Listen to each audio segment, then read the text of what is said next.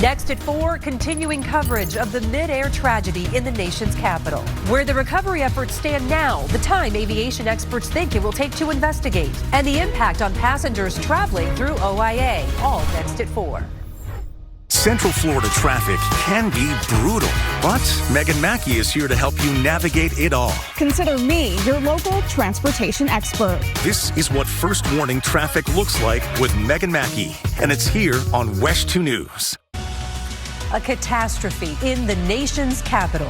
I just saw a fireball and then it was just gone. So I haven't seen anything since they hit the river. An American Airlines jet collides with an Army helicopter. This is devastating. We are all hurting incredibly. What I've seen so far, do I think this was preventable? Absolutely. The rescue operation, now a recovery mission in the Potomac River. Among the victims, figure skaters coming back from a training camp. It's a close, tight bond, and I think for all of us, we have lost family. Flights around the country impacted by this tragedy, the effect it's having on trips in and out of Central Florida. The first deadly crash on American soil in over a decade. The investigation just beginning. Live team coverage on this national tragedy starts now. WESH 2 News starts now with breaking news. And this is what the Potomac River looks like at 4 o'clock this afternoon. The scene of our nation's latest tragedy, a mid-air collision with many families left heartbroken and many questions unanswered right now. Thank you for joining us this afternoon. I'm Nancy Alvarez. I'm Jesse Pagan. Right now, we don't know what caused the crash. We have team coverage this afternoon. Greg Fox is talking with aviation experts about what may have gone wrong.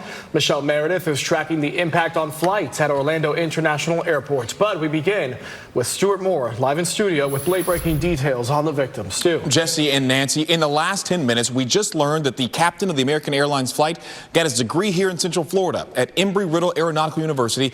They released this statement confirming that Captain Jonathan Campos graduated from the university in 2015 with a degree in aeronautical sciences. As for the investigation, the focus right now is on the recovery of all the victims on board and the black boxes that record information during flight. Let's go back to those live pictures right now from our nation's capital. Investigators remain in the icy waters of the Potomac River looking for those victims. So far, they have found at least 28 bodies. Several members of the figure skating community were on board the American Airlines jet returning from a camp in Wichita, Kansas. The moment of impact caught on camera late last night. The Defense Secretary says that Army helicopter was conducting a routine training mission as an American Airlines jet was making its way into Reagan National Airport, but added that a mistake was made. Late this morning, President Trump suggested the Federal Aviation Administration's diversity efforts have made air travel less safe. And here's one. The FAA's diversity push includes focus on hiring people with severe intellectual and psychiatric disabilities. That is amazing. And then it says FAA says people with severe disabilities are most underrepresented segment of the workforce, and they want them in, and they can be air traffic controllers. I don't think so. It is important to mention that this crash is in the early stages of the investigation, and despite the president's assertion, there has been no determination if the FAA did anything wrong. In the last 2 hours, even the National Transportation Safety Board refused to speculate on a possible cause. And this is our first look at some of the other crew members of the American Airlines flight. Pictures released today of pilot Samuel Lilly. He was just 28 years old. His father told reporters he was so proud of his son when he became a pilot. One of the flight attendants has also been identified. His name is Ian Epstein, who was identified as a victim by his sister. He was 53 years old. Now, Defense Secretary Hegseth said the helicopter crew was, quote, fairly experienced and that the training was part of their annual proficiency training. The crew members were based at Fort Belvoir in Virginia. I'm going to stay on top of this investigation throughout the afternoon. I'll be back at 4:30 with the knife update. Jesse, Nancy, back over to you. All right, Stu, thank you. Meantime, we're learning more about the plane. This picture from 2022 shows the actual plane, a Bombardier CRJ-700. It can seat up to 78 people, and there are about 260 of these in service. FAA records show this specific plane was made in 2010. Well, flights out of Reagan Airport are just starting to resume now, so you can just imagine the impact it's having on airports across the country, including right here in Central Florida. WESH 2's Michelle Meredith is live at Orlando International for us this afternoon. So, Michelle, you've been watching that flight board. Have any flights from Reagan arrived yet? They have. The flight started coming in from Reagan, Orlando bound, about 1 o'clock this afternoon. Some were on time, some were delayed, but it seems like things have settled in. The impact on flights at Orlando International Airport was not huge. Airport officials report through the night and into the morning, close to a dozen flights were canceled, 5 departing and 6 arriving. So there were no lines with people waiting to be rebooked. No one camped out on the floor. It's truly tragic. But the tragedy did seem to have an emotional impact on some passengers. Melissa Richardson's husband is retired Air Force. We have a lot of friends who are still active duty, so and you know, I fly frequently, and I think that every week pilots and flight attendants, they flight air traffic control, they keep us safe, and I think that nobody's heart is probably heavier than theirs today, aside from the victims and their families. Brian Lee was headed back home to Iowa, caught some of the heartbreaking images on TV in his hotel room. It was hard to believe. It really was, yeah.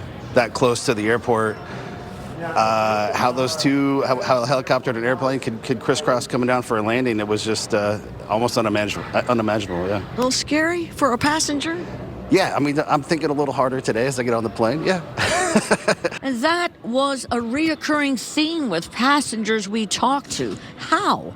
How did this happen? I just wonder what is going on with who was watching the air traffic control, like who was monitoring that, like deeply saddened for all the families, but it worries me about how can we make that better?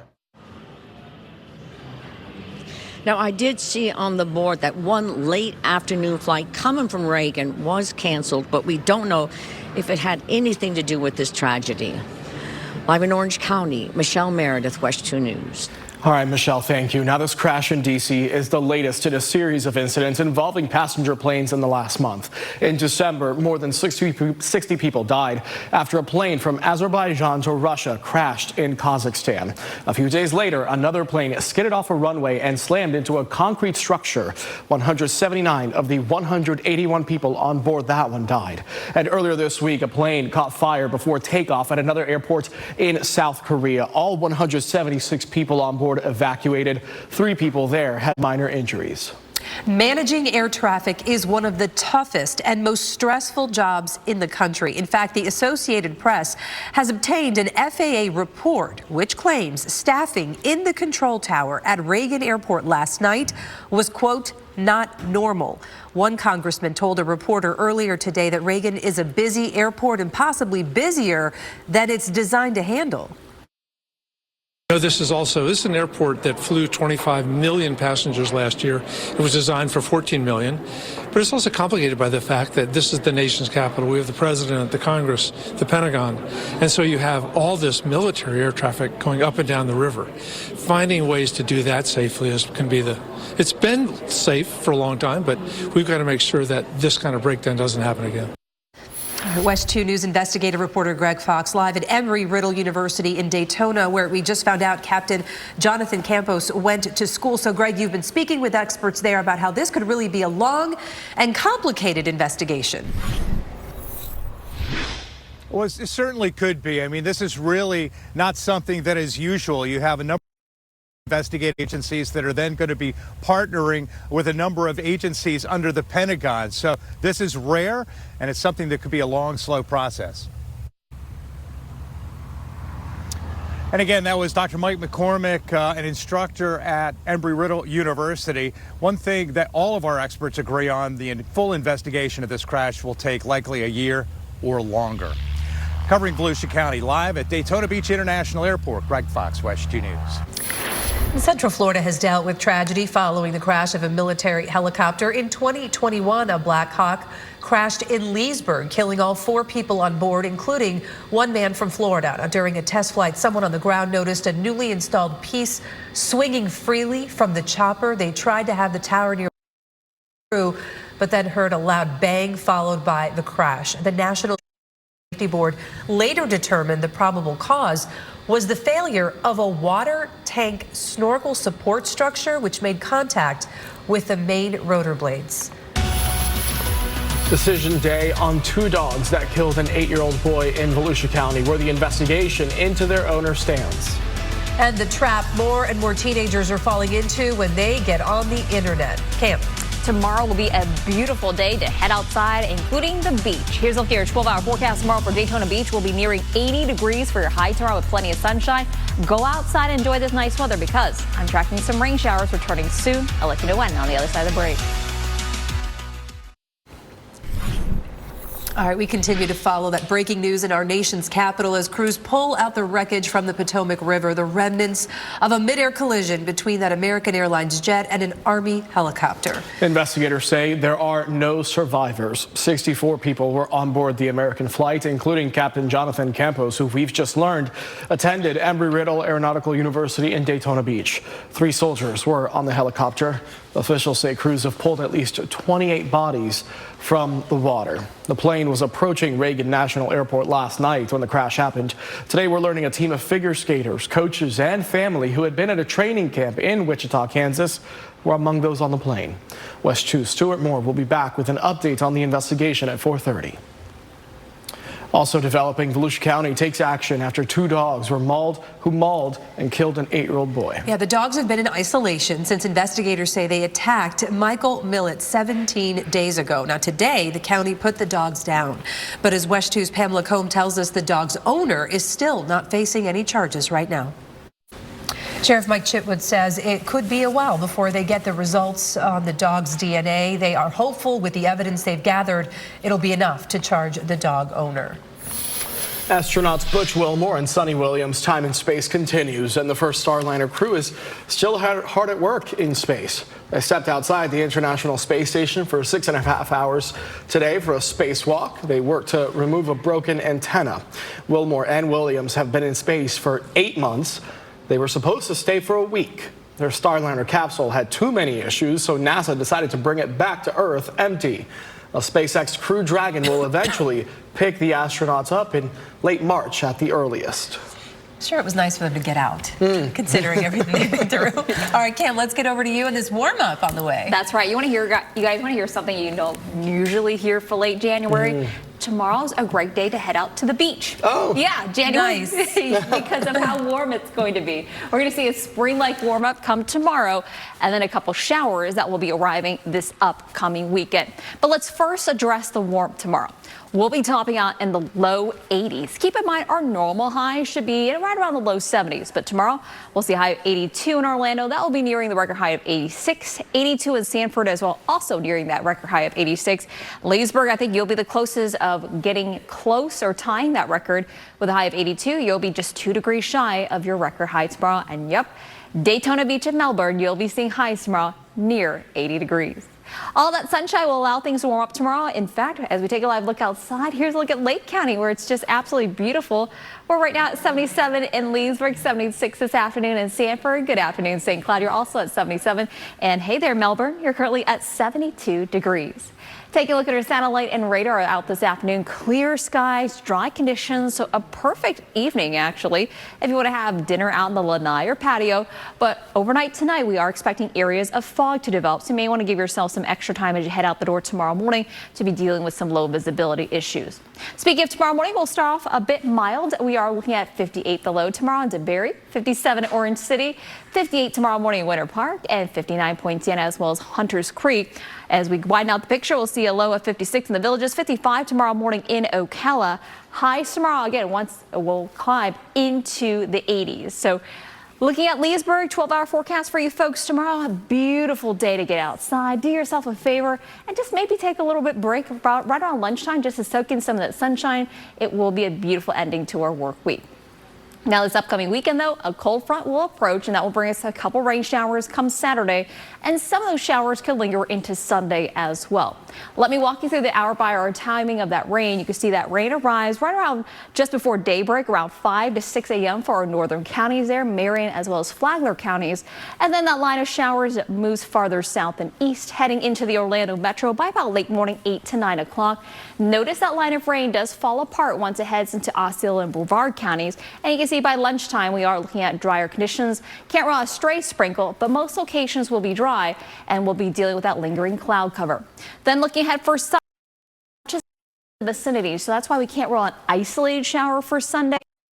Looking at a mix of clouds, although Sunday the rain coverage is a bit lower than on Saturday. So if you're heading out to the Mount Dora Festival, both weekend days not looking bad, but if you're heading out in the morning time frame, you might be running into a few showers there at Mount Dora on Saturday morning. Sunday right now looks to be a few clouds, but still staying quite mild. Here's a look at your Central Florida's certified most accurate forecast. Beautiful sunshine for your TGIF. Then a couple showers the weekend. Behind that front, we're actually not going to see that much of a cool down. Look at that next week. Highs stay in the low 80s. The latest drought monitor was just dropped this morning. I'll show you where Central Florida lies coming up at 4:30. Next, the latest on breaking news in Washington, D.C., where the search for bodies continues after that plane and a helicopter collided over the Potomac River. An update on this investigation in just 2 minutes. And I'm Eric Burris flying in Chopper 2, talking about air traffic control procedure and how it keeps us safe. Straight ahead. WESH 2 News starts now with breaking news. And that breaking news is in the nation's capital, where crews continue to search for dozens of bodies after a plane and a helicopter collided over the Potomac River. There are no survivors. 64 people were on board the American flight and 3 people on board the Army helicopter. They have all died. WESH 2's Stuart Moore is back with the latest on the investigation. Stu? Jesse and Nancy, let's take you in depth with this one. In the last hour, we learned that the captain of the American Airlines flight got his degree from here in Central Florida. Embry-Riddle Aeronautical University released a statement confirming that Captain Jonathan Campos graduated from the university in 2015 with a degree in aeronautical science. The focus right now is on the recovery of all of the victims' bodies on board and the black boxes that record information during the flight. Let's take you back out live once again to live pictures from the nation's capital, where investigators remain in those icy waters of the Potomac River looking for those victims. So far, they have found at least 28 bodies. Several members of the U.S. figure skating community were on the American Airlines returning from a camp in Wichita. The moment of impact caught on camera. Look at the left side of your screen, right towards the middle. The Defense Secretary routine training mission as that American Airlines jet was making its way into Reagan National Airport, but added that a mistake was made. We commit to them that we are going to get to the bottom of this investigation, not in 3 years, not in 4 years, but as quickly as possible, with the NTSB, who is here today, as well as the FAA. Defense Secretary Pete Hegseth said the helicopter crew was, quote, fairly experienced and that the training was part of their annual proficiency training.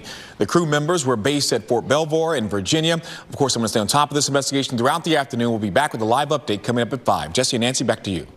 All right, Stu, thank you. The skies are filled with airplanes on a daily basis, which makes controlling air traffic really one of the toughest jobs in the country and the most stressful. This is a live look at FlightAware, which monitors flights all around the world. And as you can see, it is another busy day over the United States, including Florida. And those are just airplanes, which is why communication is so key in avoiding collision. WESH 2 meteorologist and licensed pilot Eric Burris in Chopper 2 now to explain. All right, Eric, thank you. Great explanation. Also in action there today from Chopper 2. Meantime, 2 of the victims have been identified as former world figure skating champions from Russia. Janya Shishkova and Vadim Naumov competed in 2 Olympics in 1992 and 1994. They also won a world title in 1994. Before the pair got married in 1995. They were among 14 figure skaters killed in the crash, including 6 affiliated with the Skating Club of Boston. These kids and their parents, they're here at our facility in Norwood 6, sometimes 7 days a week. It's a close, tight bond. And I think for all of us, we have lost family. And that family stretches down to Florida. Yeah, Florida has a large figure skating community, including many who compete in Wichita, where that flight was returning from last night. Blaine Montgomery from our sister station in Fort Myers spoke with skaters today who are just devastated. All right, again, here are those live pictures from the Potomac River where the recovery operation continues right now in those chilly waters. NBC's Gabe Gutierrez will join us live from Washington to take a closer look at the investigation. That's coming up in less than 10 minutes. Also developing this afternoon, police have arrested a man they say stabbed his roommate after his body was found in a canal. WESH 2's Luana Munoz has new details tonight on the circumstances surrounding the murder. She joins us live from the Kissimmee Police Department, where investigators say a receipt helped them narrow down a suspect. That's absolutely right. When investigators found Giovanni Hernandez, the victim, they said that he had no identification on him, but it was a receipt that they found on him that helped to identify him and also narrow down the suspect. And once again, Flores Perez is being charged with premeditated murder. He's being held in the Osceola County Jail tonight on no bond. Covering Osceola County, live in Kissimmee, I'm Luana Munoz. Back to you. Prosecutors are dropping charges against an off-duty Osceola County deputy accused of driving drunk. FHP says he crashed into a trooper's patrol car on the turnpike. We first brought this story to you yesterday at 4:30. FHP says 30-year-old Hunter Perkins crashed into the back of a trooper's patrol car on the turnpike. Troopers say he couldn't remember what happened and that he hit the cruiser so hard he pushed it 600 feet down the road into a construction truck. The trooper was taken to the hospital with minor injuries. 3 Israel hostages were freed today as part of a new round of exchanges between Israel and Hamas. As NBC's Danielle Hamajian reports, the release comes as a ceasefire deal enters its second week. Next, the latest on breaking news in Washington, D.C., where the search for bodies continues after a plane and a helicopter crashed over the Potomac River. An update on the investigation in 2 minutes.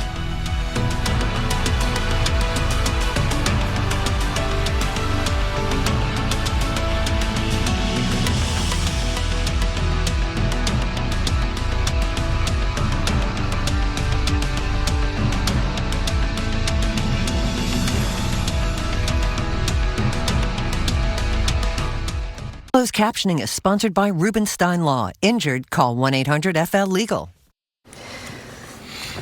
All right, 4:44, we want to get a check of that forecast because, Cam, it's looking very spring-like outside. Yes, I know the weather's been kind of wonky this month. We had a very chilly start and we had that cold rain.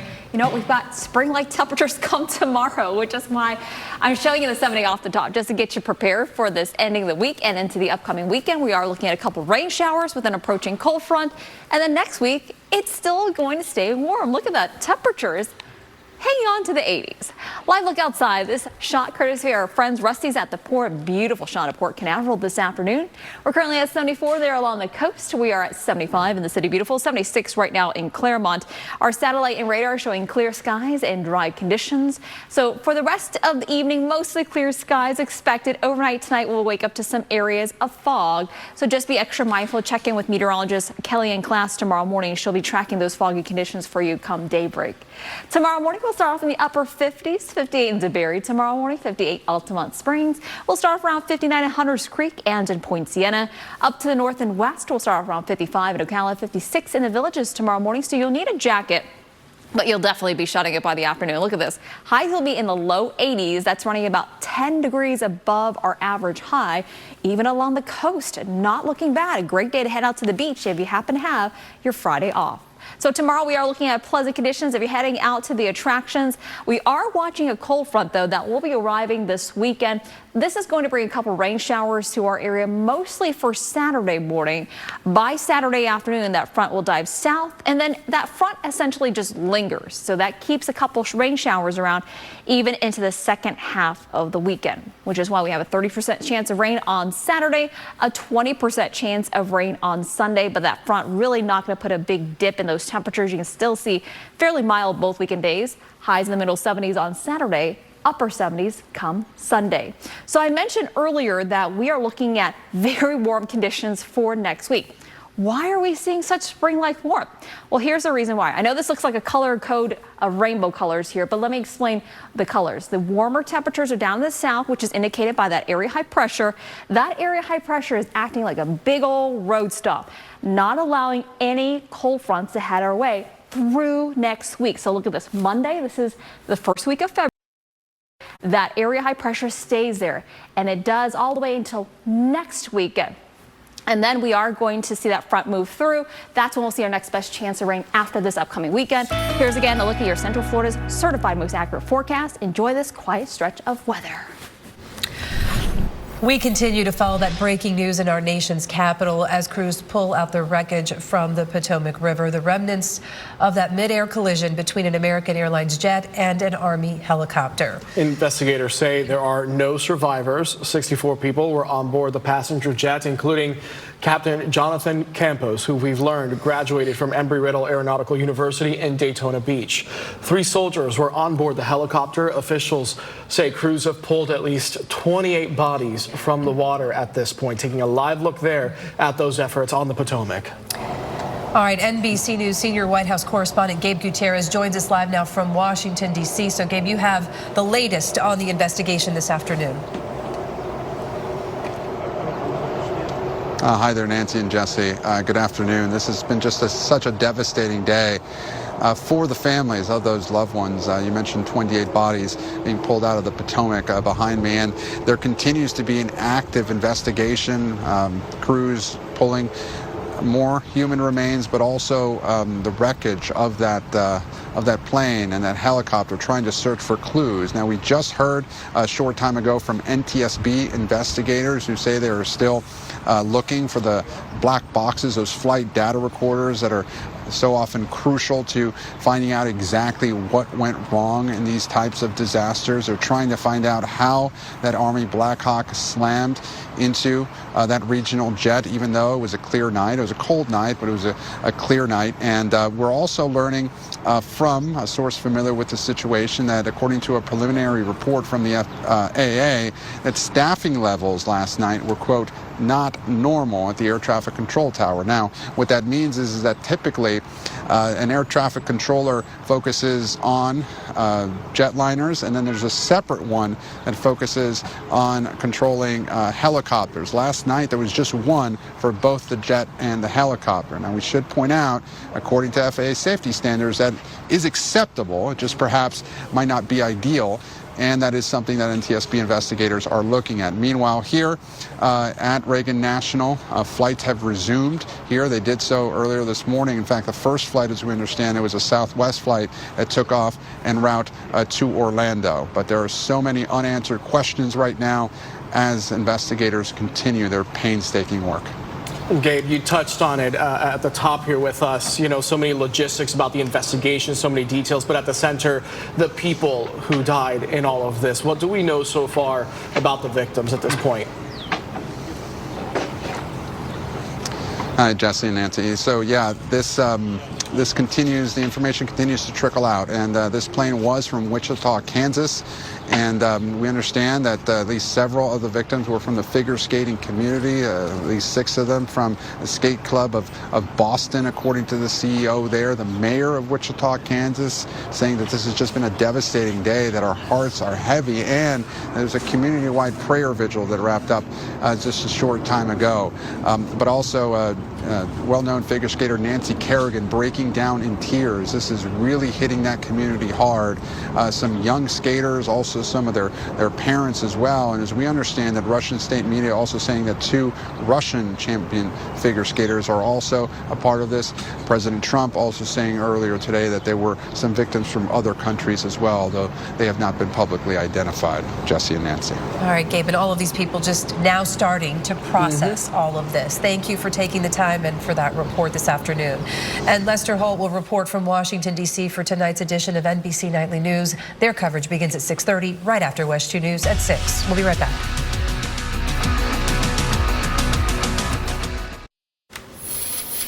Sometimes even the best laid plans don't go as planned. Case in point, Independence, Missouri. The goal, bring down an old water tower. Mission accomplished. Sort of.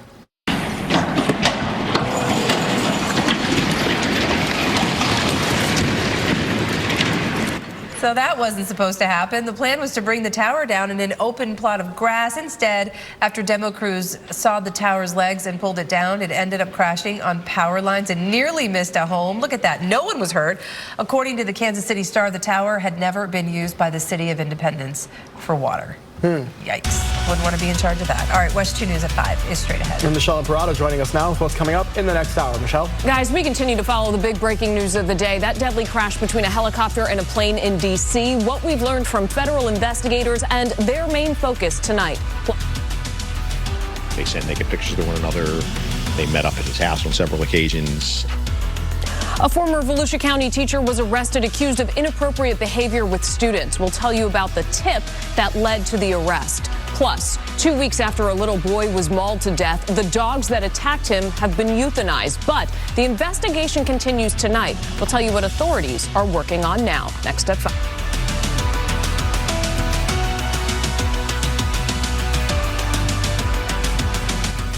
WESH 2 News, honored with the Regional Murrow Award for overall excellence.